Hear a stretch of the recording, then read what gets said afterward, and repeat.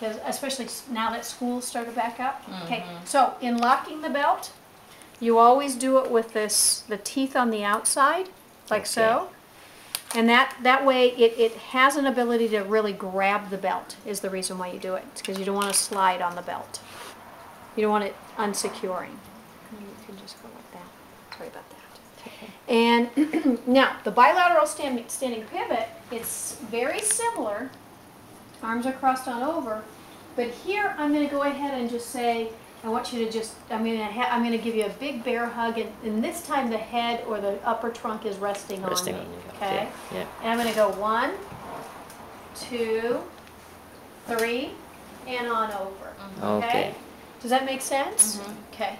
And it's simple leveraging. It's not lifting with the arms. It's actually you're shifting back. Right. You're offloading. So he's not going to be able to take any weight on his feet. The position I was in, my legs were too close to me to put any weight. Is he meant to kind of brace himself a little more? Well, he can brace. In other words, I'm teaching you a way where if he's not able to help out at all, then this would be a way to do it. If you get to a point where you're finding that you have to consistently do this, so what might happen, looking into it, forecasting, is he might be able to do the transfer fairly well on some transfers, and then he might be pooped, or and he may need more assistance in other transfers.